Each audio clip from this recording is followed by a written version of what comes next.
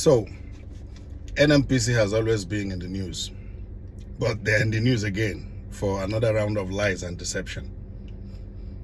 I think it's the new Minister for Petroleum or so, Henneken Lokpobiri, who now said that the refineries will be working by the end of 2024. They started their next round of lies.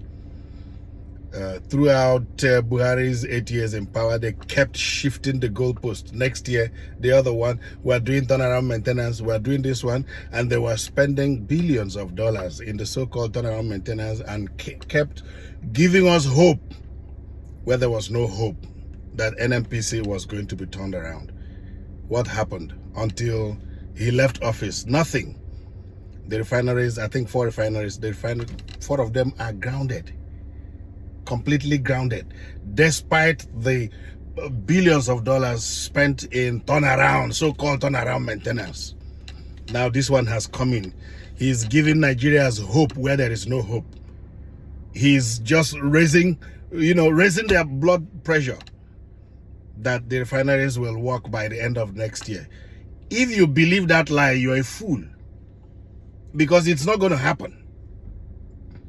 It's a government of deception, complete deception. If you believe the lie that the 4 refineries will work by the end of 2024, you're just a fool. You have not been following what they've been doing there. He's just giving you hope in the midst of hopelessness.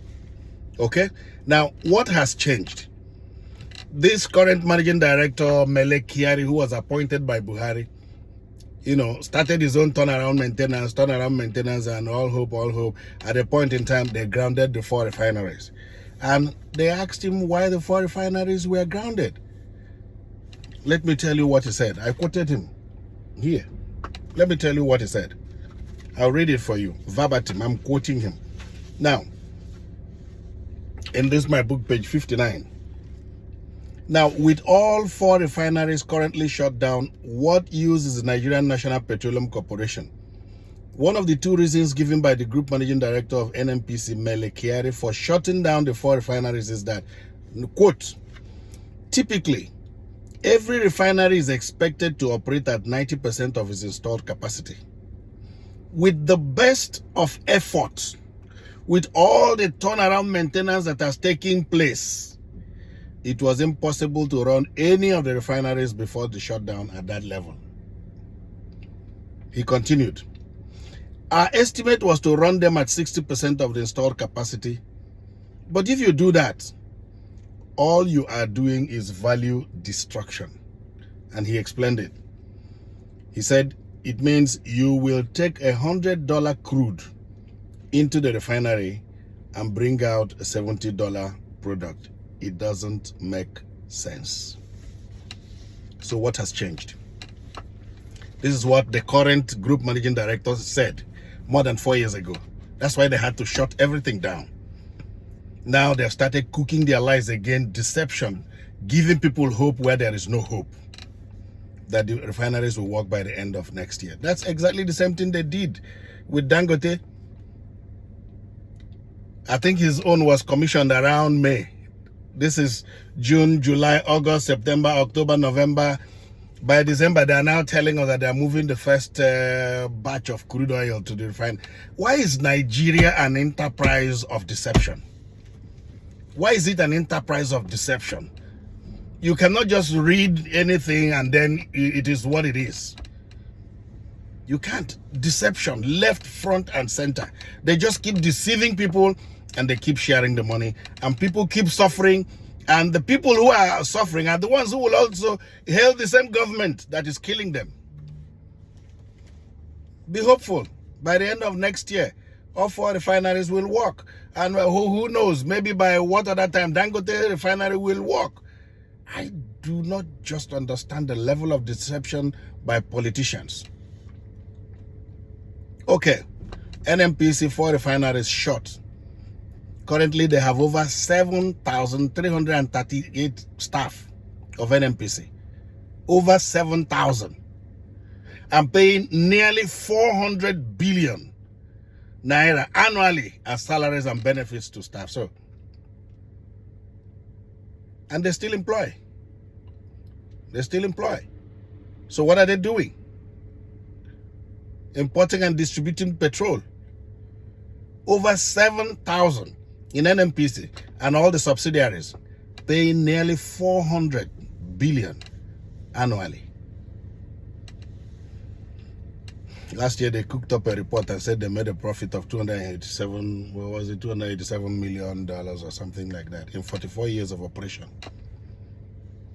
And then this man is coming now, to attack our sensibilities that all the 4 refineries will be working by the end of next year. And then people just believe that nonsense, that BS, complete BS, deceiving people. I still remember the Newswatch edition, 1984 or thereabout, when Newswatch was Newswatch. They killed Newswatch, and that was the death of investigative journalism. Except for David Hundeyin, who is propping it up now to come up. All the journalists we have in Nigeria, copy and paste. And then with the exception of this guy in what's his name again, who is doing Nigeria proud by saying it the way it is. Newswatch edition. I remember that it was October 1 or thereabout. They said Nigeria, where nothing works. Where nothing works. All politicians do is deceive the people, give them fake promises. Fake promises. If you want to live long, reduce your expectation of this nonsense government. Nothing good is coming out of it. It's all deception. Planned deception. Grand lie. They will move from blaming. When they were trying to come in, they said Buhari was the best thing that happened. As soon as they came in, they now said Buhari left them an empty treasury. Very soon, they will find another blame game and shift it to another person. If you're expecting anything good from this government, it's not going to come. It's just a government of crooks, for crooks, and by crooks. So, this is what Mele Kyari said about the refineries. He said, if you try to run those refineries, it is value destruction. You send $100 crude inside, and then you'll be able to, what you will get will be a $70 product. Nobody will want to do that. He tried it for 8 years, it didn't work. I don't know under what condition that Henneken Lopobri is now promising Nigerians that the refineries will work. They want to start the jamboree again. Get external companies to start their, unending maintenance, turnaround maintenance. It has never ended. Every time, turnaround maintenance. At the end of the day, we get nothing out of it. Don't be fooled by this. This is what is called grandstanding. They're just deceiving you. It's not true. It's not going to happen. If you put your trust in these people, you die suddenly.